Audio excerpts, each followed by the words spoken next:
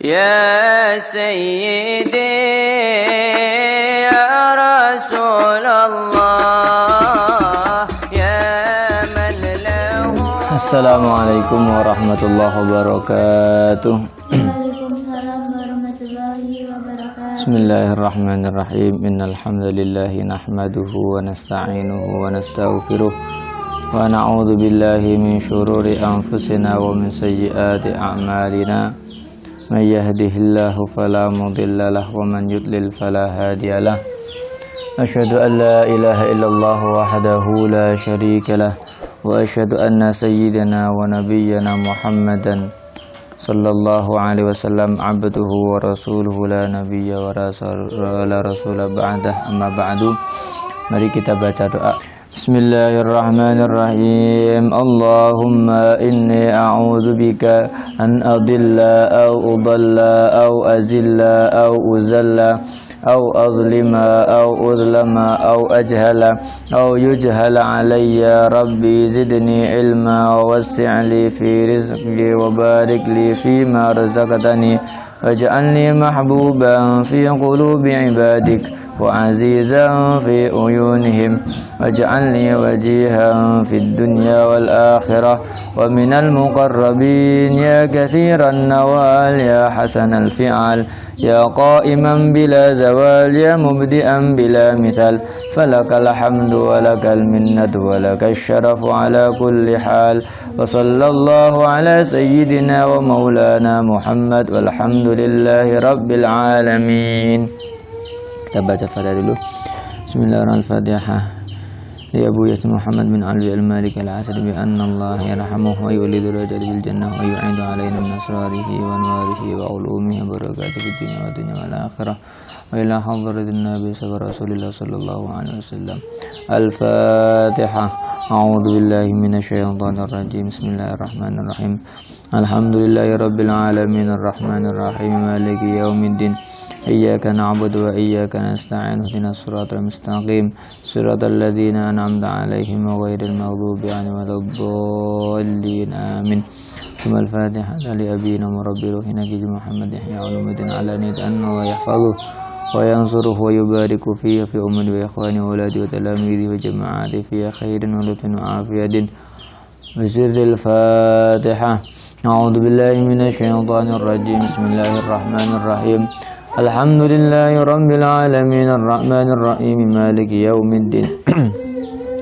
Wa iyyaka nasta'in ihdinas siratal mustaqim siratal ladzina an'amta 'alaihim ghairil maghdubi 'alaihim waladdallin amin.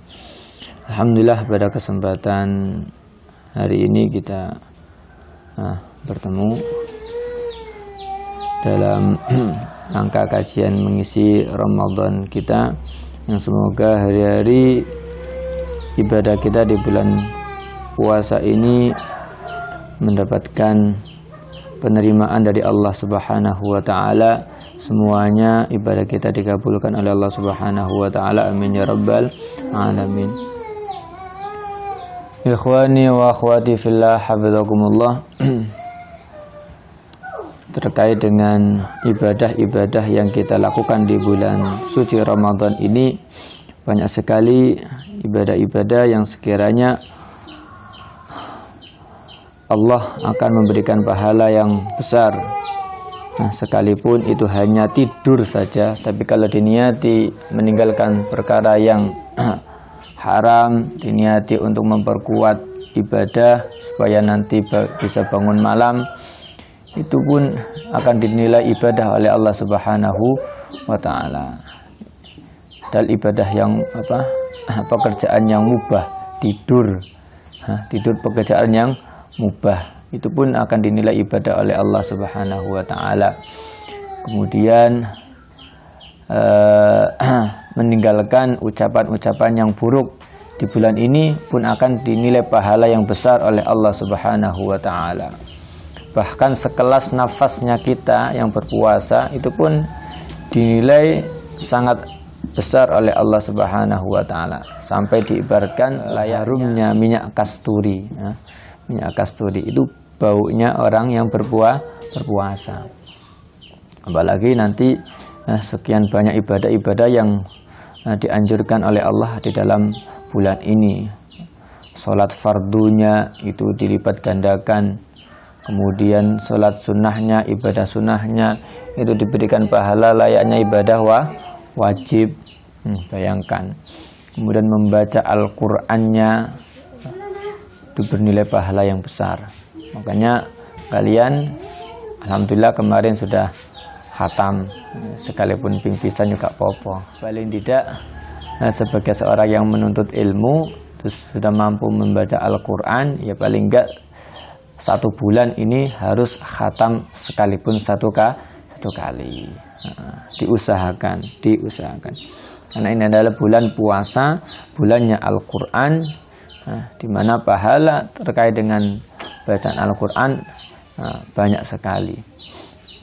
1 huruf saja itu diberikan pahala kebaikan sebanyak 30. Satu hari 1 huruf 10, 3 huruf 30. Kemudian sementara nggak ada yang bisa menghitung atau nggak ada yang sempat menghitung dari bacaan Al-Quran yang kita baca itu. Di minimal paling tidak 1 bulan ini harus khatam Al-Quran 1 kali.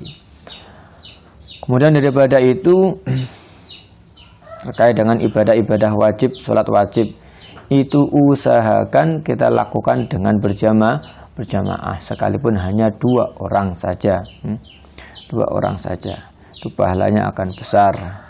Dan berpeluang, namanya berjamaah itu peluang besar untuk kita dapat ibadahnya itu diterima oleh Allah Subhanahu wa taala. Lain kalau kita sholat wajib kemudian kita lakukan sendiri, itu tingkat penerimaannya rendah.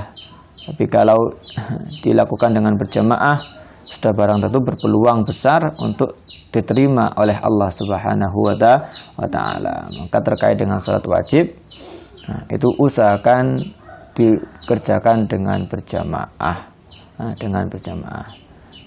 Kemudian tingkatan yang mungkin tingkatan orang awam, sing penting nglakoni salat wajib. Jangan sampai kemudian tidak melakukan salat wajib. Karena kemarin kan waktu pagi itu kan sudah dijelaskan ya terkait bagaimana yang namanya peran sholat wajib untuk kita sebagai umat Islam sangat besar. Termasuk salah satu amalan yang akan dihisab oleh Allah pertama kali adalah sholat. Awwalu ma yuhasabu bihil 'abdu yaumal qiyamah as-shalah. Paling pertamanya bentuk ibadah yang akan dipertanggungjawabkan di hadapan Allah Subhanahu wa taala adalah sholat. Kalau sholatnya baik, maka amal yang lainnya insya Allah akan ikut baik. Kalau sholatnya buruk, nanti semua amalnya akan dipertanyakan oleh Allah Subhanahu wa ta'ala. Karena yang namanya ibadah sholat kemarin diterangkan bahasanya ibadah sholat adalah salah satu ibadah yang itu langsung hubungan seorang hamba kepada penciptanya, yakni Allah Subhanahu wa ta'ala.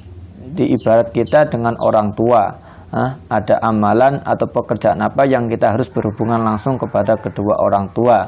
Seperti itu. Kalau pekerjaan itu tidak dilakukan, berarti dia tidak bertemu langsung dengan orang tua atau tidak berhubungan langsung dengan orang tua. Kita pun kepada Allah harus ada melakukan ibadah-ibadah yang itu langsung kita sowan kepada Allah Subhanahu wa ta'ala dalam kesehariannya, dalam setiap harinya, yaitu melalui sholat 5 waktu, melalui sholat 5 waktu dari subuh, zuhur, asar, maghrib, isya. Itu merupakan ibadah yang sudah barang tentu wajib untuk dilakukan dan nggak bisa ditawar itu.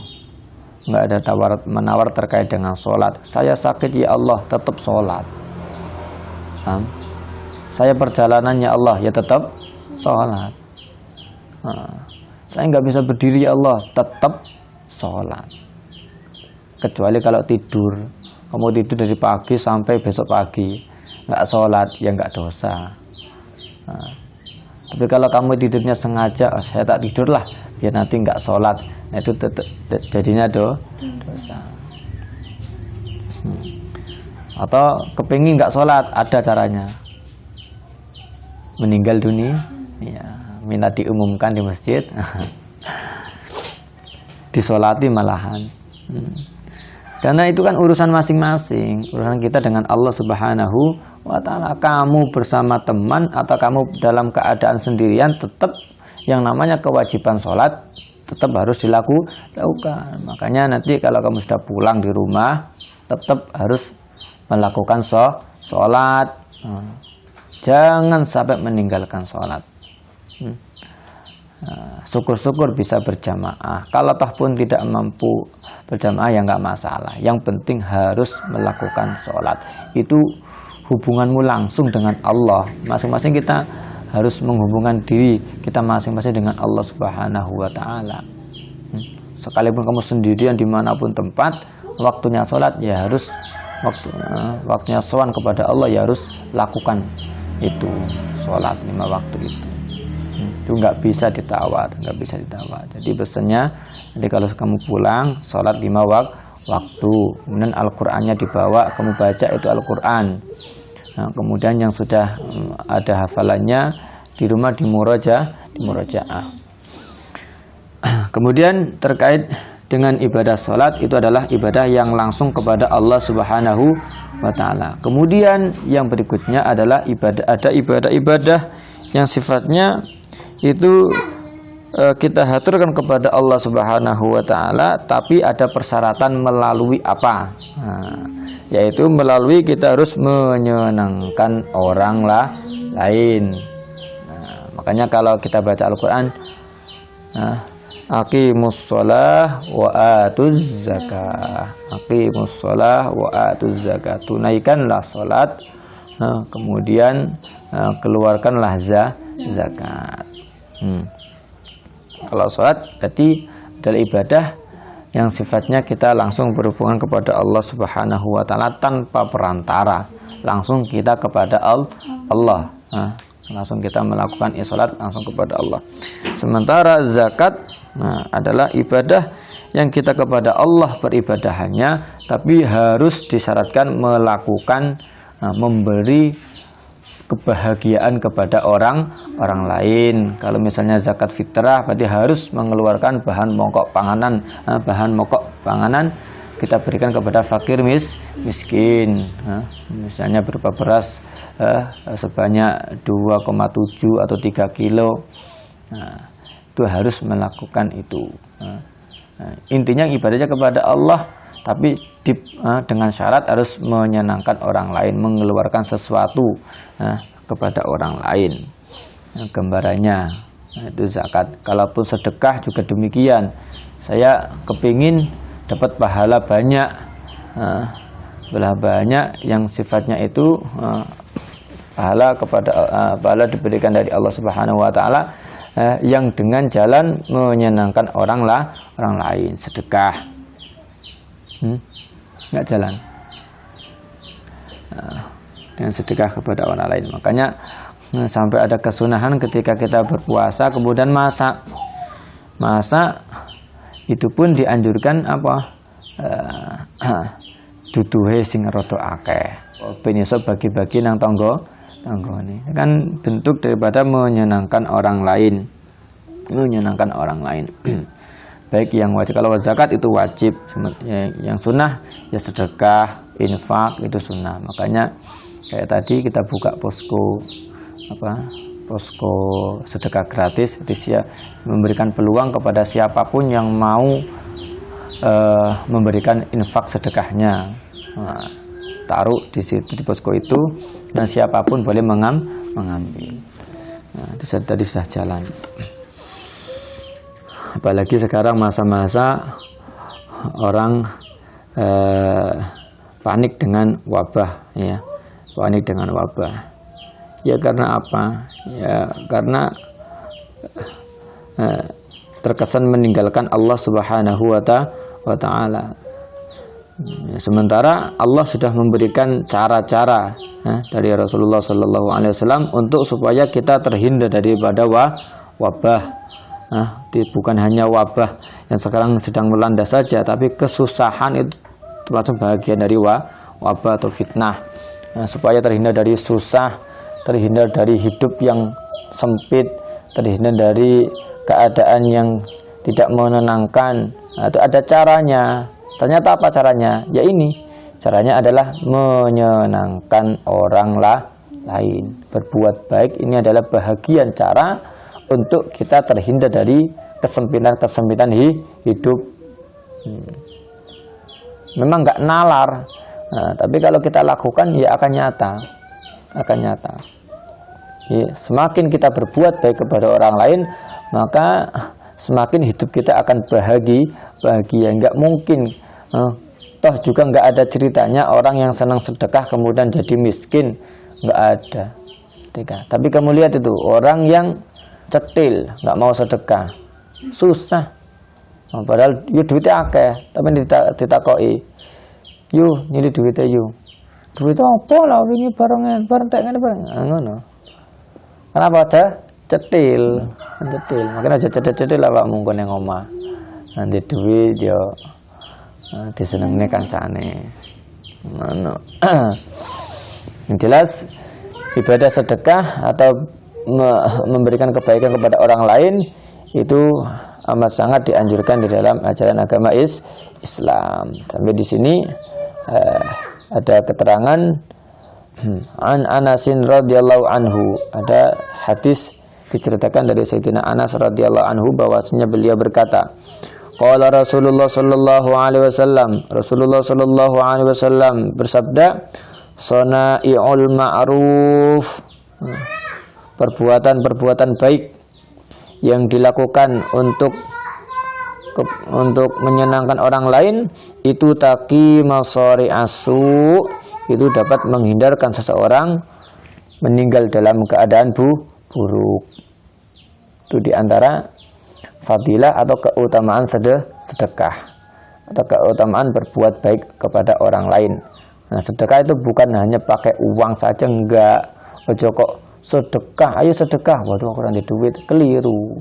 Sedekah intinya piye carane wong liya iso seneng, ngono tok sedekah.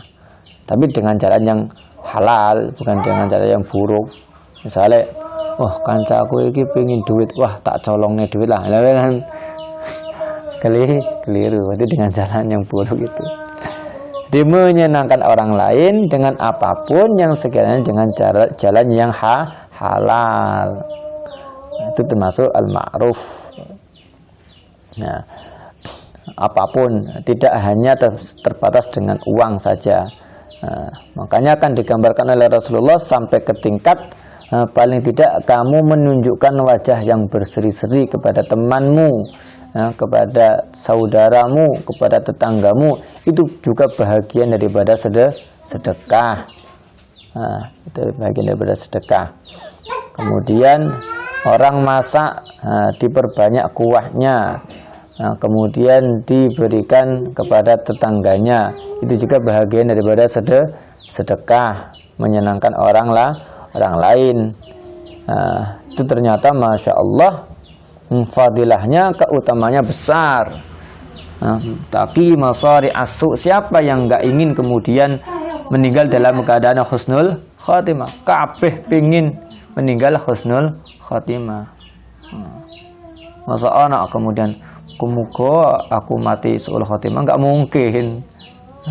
Kepengin husnul khatimah. Makanya Allahumma inni as'aluka husnal khatimah wa na'udzubika min su'il khatim. Ya Allah, aku minta kepada Engkau meninggal dalam keadaan husnul khatimah,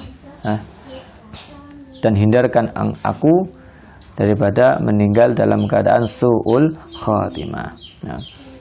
Sementara Rasulullah sudah bikin cara, nek kepingin meninggal husnul khatimah, sedekah.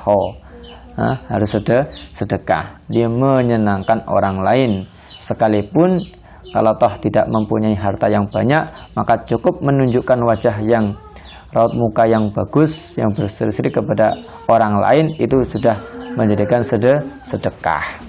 Kemudian yang punya harta dengan hartanya, yang punya ilmu dengan ilmunya, yang punya tenaga kuat dengan tenaganya.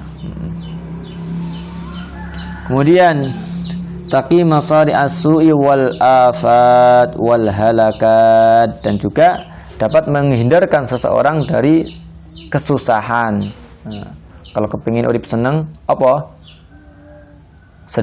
Sedekah atau menyenangkan orang lain. Wal halaka, dan kerusakan. Orang ketika cetil hidupnya akan semakin hancur. Mungkin secara materi dia punya, tapi hatinya hancur, kehidupannya hancur, enggak terarah. Kenapa? Tidak mau menyenangkan orang lain. Nalarnya kan ketika orang disenangkan oleh kawannya, maka secara enggak langsung orang yang disenangkan itu akan mendoakan kebaikan kepada yang menyenangkan. Kita senang berbuat baik kepada kawan kita, terutama kawan yang berkesusahan. Secara otomatis nggak diminta berdoa pun dia akan berdoa, semoga kehidupanmu bahagia, semoga kamu terhindar dari mara bahaya. Kalau ataupun tidak terucap doa, tapi Allah sudah menjanjikan siapa yang berbuat baik kepada orang lain pasti akan diganti oleh Allah Subhanahu wa taala, akan dijaga oleh Allah Subhanahu wa taala. Itu sudah hukum yang sudah pasti. Ibaratnya matematika 1 tambah 1 berapa? 2. Orang sedekah pasti balik. Orang sedekah pasti selamat. Orang senang berbuat baik pasti akan diberi kebaikan oleh Allah. Itu sudah pasti itu. Nggak mungkin nggak. Sudah pasti. Sementara katanya Rasulullah, wa ahlul ma'rufi fid dunya hum ahlul ma'rufi fil akhirah. Orang yang suka orang yang terkenal kebaikannya di dunia, dia juga akan menjadi penduduk kebaikan di alam akhirat. Artinya orang senang berbuat baik di dunia dengan apapun, dengan tenaganya, dengan ilmunya, dengan segala macam yang dia miliki. Nah, itu nanti kan sudah menjadi ahlul ma'ruf, terkenal orang baik. Nanti di akhirat juga menjadi ahlul ma'ruf, akan menjadi orang baik saja juga. Artinya apa? Ada jaminan masuk surga. Masa ahlul ma'ruf masuk neraka? Enggak mungkin. Orang baik masa masuk neraka? Ya enggak mungkin. Pasti masuk surga. Secara enggak langsung ini kan isyarat Rasulullah bahwasanya ada jaminan orang yang baik itu akan masuk surga itu. Nah, maka dari itu paling tidak kan kita kembali kepada masing-masing dan bisa meraba dirinya masing-masing. Saya ini termasuk golongan orang yang ahlul ma'ruf apa enggak, atau belum? Saya ini termasuk orang yang suka berbuat baik apa belum? Apakah kemudian saya masuk golongan orang-orang yang justru malah bikin orang jadi susah, bikin orang jadi bingung, bikin orang jadi sedih? Itu bisa kita raba diri kita masing-masing. Nah, kalau mungkin kita dalam masih berada pada golongan-golongan orang yang sekiranya termasuk senang menyakiti orang lain, maka harus berhenti kita. Harus dirubah, diperbaiki menjadi orang yang suka berbuat baik kepada orang lain. Minimal lah dengan kita melontarkan senyum yang baik, kemudian bertutur kata yang baik. Jangan kemudian tutur kata kita justru malah membuat orang nggak suka. Hanya bondolisan ya toh. Dewe senyum bondo apa? Din, senyum bondo apa, Din? Bondolisan. Bondo lambe di pringis nama munggah ngono tok. Iku wis iso ndadekne wong seneng. Nek bondo grungono kuwi tok, terus nek mlaku yo ngono, mlaku ketemu kancane, ketemu wong sing luwih tuwa, nyopo mong. Hanya karena tidak mau mengucapkan monggo ngono wae, kadang wong wis gak enak, ya ta? Iki jane wong piye, duwe tata krama apa ora. Padahal mungkin kita lupa atau mungkin kita karena merasa apa nggak kenal, terus kemudian terpaksa nggak mengucapkan monggo. Tapi kemudian kita paksakan monggo. Gur bondo muni monggo nata wis dicap wong apik. Ya, amun kene sik anyar. Wis tiap ketemu wong monggo, ketemu monggo. Itu dicap iku wong apik iku. Hanya gara-gara apa? Monggo. Seneng senyum, tapi aja seneng kenemenan. Dari kaya wong gendeng ngono. Bondo senyum, bondo meringgisno lambe iki lho. Iki wis dikenal orang baik. Hanya sebatas itu saja. Berarti kan dalam ya, Rasulullah memberikan contoh sampai dalam. Kemudian contoh lagi Rasulullah itu sampai ke tingkat imatatul adza anit tariqi hiya sadaqah. Sampai dicontohkan Rasulullah mengalihkan sesuatu yang menyakitkan dari tengah jalan, itu juga bagian daripada menyenangkan orang yang bernilai sedekah. Kamu jalan wis monggo-monggo, benar ada paku tengah jalan kok berdiri pakunya itu. Kamu ambil, disisihkan, itu sudah bernilai sedekah. Kadang ono waktu gede nang tengah jalan dijiarne ae. Nengkreng nang sepeda gak gelem mudhun. Turunlah, ambil batu itu disisihkan di pinggir jalan. Itu sedekah. Coba kamu bayangkan ada batu besar, malam-malam lampu mati, kamu yang lewat kebetulan di situ, bro jebret, mumbul, piye Tuti? Sakit nggak? Jadi sakit, beban toh. Akhirnya mengeluarkan banyak uang untuk obat. Nah, coba kalau misalnya kemudian kamu bus buanter pas awalnya ono watu, tapi saat durungnya ono wong sing nyisin watu iku. Akhirnya kan nggak jadi jatuh. Selamat nggak? Sama halnya orang yang mengalihkan batu itu adalah menyelamatkan orang lain, bikin menjadikan sebab orang lain jadi selamat. Itu kalau satu orang yang lewat, kamu dapat pahala sudah. 10 orang yang lewat, yang menyisihkan batu kira-kira dapat pahala apa enggak? Dapat pahala sebanyak orang yang lewat itu loh. Hanya paku telu ngadeg ning tengah dalan. Nek gak dielih deloken ana motor bocor. Sementara tambal motor mungkin jauh.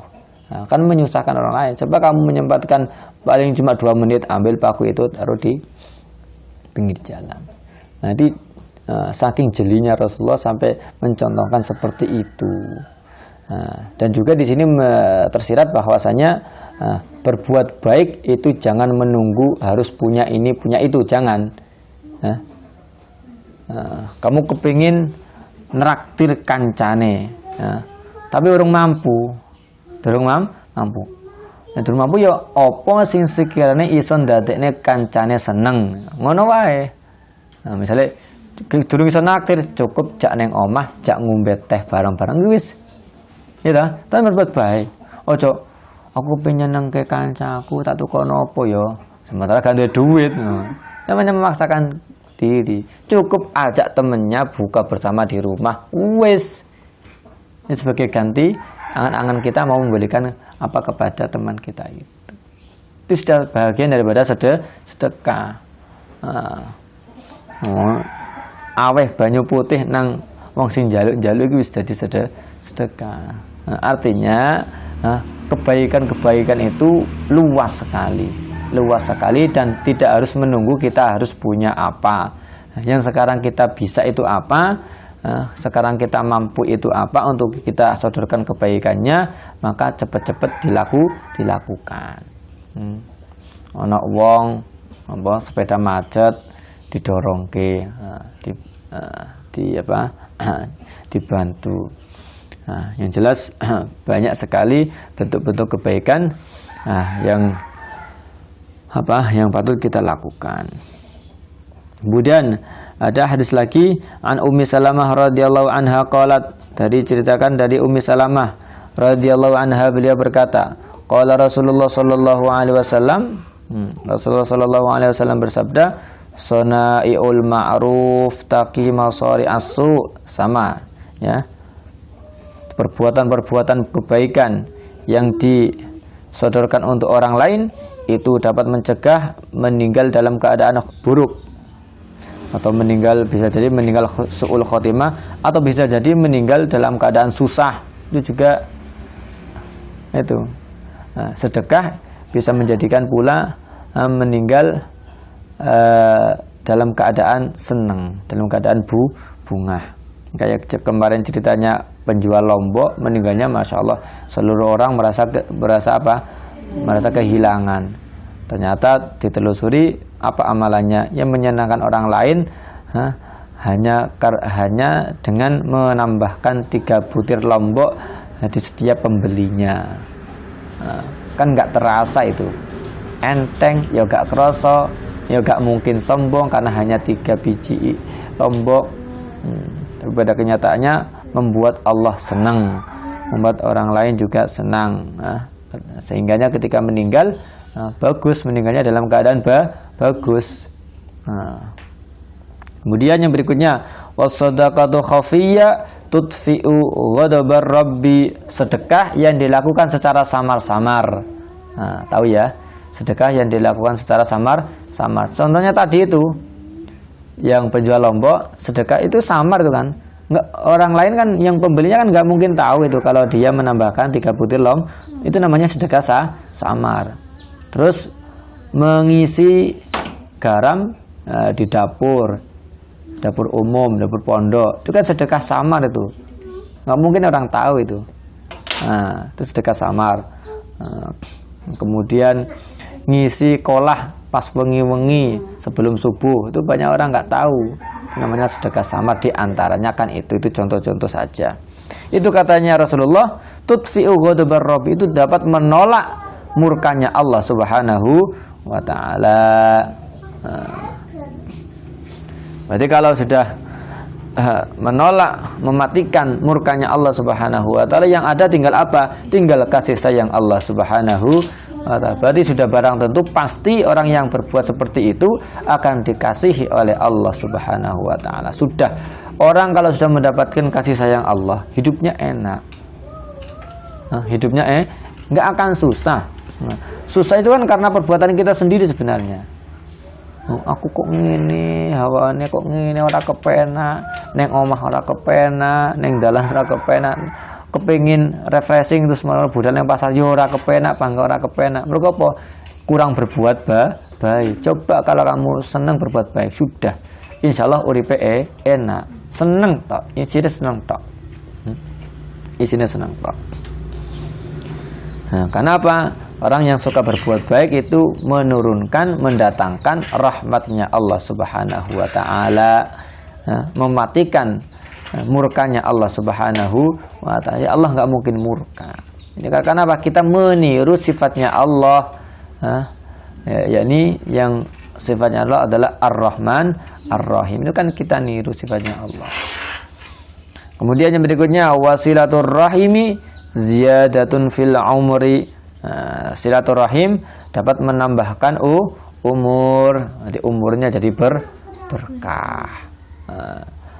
Silaturahim adalah menyambung hubungan kekerabatan. Apalagi sebentar lagi adalah momen-momen hari raya. Itu dulur-dulurmu sambungan kabeh, sing wis suwe gak sambung pamane baik, itu nanti berkahnya banyak itu. Nah, umurmu nanti akan menjadi berkah. Artinya nanti ketika kamu meninggal akan dikenal kebaikannya. Orang kalau meninggal dikenal kebaikannya berarti termasuk orang yang baik, karena persaksian orang yang hidup terhadap orang yang meninggal terkait dengan kebaikannya itu nanti menjadikan bukti bahwanya dia adalah bagian daripada orang yang mati dalam keadaan husnul khotimah. Makanya neng umum neng desa-desa orang meninggal niki mayite sae nopo sae kan hanya kepingin minta persaksian.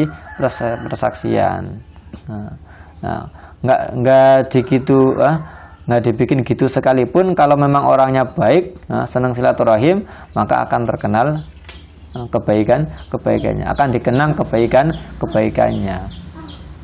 Para ulama meninggal kemudian sampai ketika diziarahi karena apa? Ya bagian karena mereka dikenal kebaikannya.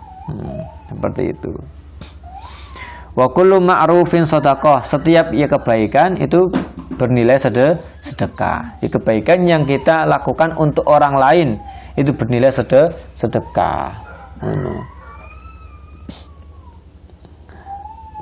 Dia yang kecil-kecil itu nggak masalah. Mampunya kita berbuat yang kecil-kecil nggak apa-apa. Misalnya sing neng pasar dengan tenaganya ngunggah no beras neng punggungnya tukang panggul, itu juga bernilai sedekah. Ini kan remeh benarnya. Tidak perlu kemudian sedekah menunggu kaya, jangan. Sedekah menunggu punya uang banyak, jangan. Sekarang yang kita mampu apa, lakukan. Wa ahlul ma'ruf fid dunya hum ahlul ma'ruf fil akhirah. Orang yang suka berbuat, orang yang terkenal dengan kebaikannya, orang yang menjadi ahli kebaikan di dunia, itu juga akan menjadi ahli kebaikan di akhir. Artinya akan dikelompokkan dengan orang-orang yang baik yang nanti akan masuk surga Allah Subhanahu wa ta'ala. Ini orang kan akan berkelompok dengan yang sepadan. Orang ini buruk ya nanti kelompoknya orang-orang buruk. Orang ini baik ya kelompoknya orang-orang baik. Sementara kita tahu orang buruk nanti endingnya di mana, kemudian orang baik endingnya di mana, akan masuk mana. Sudah jelas. Demikian pula katanya Rasulullah, wa ahlul munkari fid dunya hum ahlul munkari fil akhirah. Orang yang suka berbuat kemungkaran, suka berbuat keburukan di dunia juga akan dikelompokkan kepada orang-orang yang suka berbuat kemungkaran. Jadi menjadi ahli kemungkaran di dunia nanti juga akan menjadi ahli kemungkaran di akhirat. Jelek di dunia juga akan jelek di akhirat. Tinggal kita milih. Kita kan punya sudah dibekali akal oleh Allah, bisa milih. Nah, saya ini mau masuk golongan yang baik apa golongan yang buruk. Sementara kalau golongan yang buruk nanti endingnya di sini, golongan yang baik endingnya di sini. Nah, kalau golongan yang baik saya harus berbuat ini. Nah, itu sudah lakukan kebaikan supaya kita menjadi golongan orang yang baik. Kemudian ditutup oleh Rasulullah, wa awwalu man yadkhulul jannata ahlul ma'ruf. Nah, yang pertama akan masuk surganya Allah Subhanahu wa ta'ala siapa? Ahlul ma'ruf, orang yang suka berbuat baik. Nah, ini ya. Ini pesan nanti sebelum kamu pulang. Jadi selain kita galakkan ibadah kita yang sifatnya pribadi kepada Allah Subhanahu wa ta'ala, yang sifatnya langsung kepada Allah Subhanahu wa ta'ala, nanti di rumah kalian galakkan ibadah yang sifatnya harus berbuat baik kepada orang lain. Sekalipun minimal lah kamu di rumah bantu kedua orang tua. Orang tuane panen jagung yang ngewangi, wong tuane nengguluk jagung kamu turu. Wong tuane kesusahan kamu meneng wae, jangan. Karena sekian banyak keutamaan sedekah itu pasti akan kembali kepada yang berbuat. Nanti dikata tinggi lagi kalau sudah biasa kita melakukan hal-hal yang kecil, kita biasa, insya Allah nanti hal yang besar pun akan kita bisa melatihnya. Sampai nanti banyak ada inqadul ummah, rahmatul ummah, kemudian berusaha menyelesaikan problematika orang lain, itu juga itu nanti yang besar-besar. Yang kecil-kecil ini diopeni dhisik, nyenengne kancane, nyenengne dulure, nyenengne wong tuane, seneng sume, seneng mesem, gelem atur-atur monggo, gelem muni assalamualaikum kepada siapapun. Itu yang kecil-kecil saja dulu. Ini yang besar insya Allah dapat kita lakukan dengan berproses. Ini yang besar banyak ya. Kalau yang besar ya tentunya pahalanya besar. Menyelesaikan masalah orang lain, padahal kita juga punya masalah. Itu juga nanti pahalanya besar. Yang jelas, mari di dalam Ramadan ini, selain kita beribadah yang sifatnya kita haturkan langsung kepada Allah Subhanahu wa ta'ala, kita juga galakkan ibadah yang sifatnya menyenangkan orang lain. Paham ya? Nah, tuh sangu kanggo mulih kamu. Nah, kok dilakoni kabeh ning omah. Sudah, semoga kita mendapatkan taufik Allah Subhanahu wa taala untuk mampu mengamalkan dari sabdanya Rasulullah tersebut. Dan semoga kita masuk ke dalam golongan ahlul ma'ruf fid dunya wa ahlul ma'ruf fil akhirah, dan di kemudian hari kita akan bersama-sama ahlul ma'ruf pula di dalam surganya Allah Subhanahu wa taala. Amin ya rabbal alamin. Mari kita tutup, kita akhiri dengan doa kafaratul majlis bersama-sama. Bismillahirrahmanirrahim. Subhanakallahumma wa bihamdika asyhadu an la ilaha illa anta astaghfiruka wa atubu ilaik. Wa sallallahu ala sayyidina Muhammadin wa ala alihi wa sahbihi wa sallama walhamdulillahi rabbil alamin.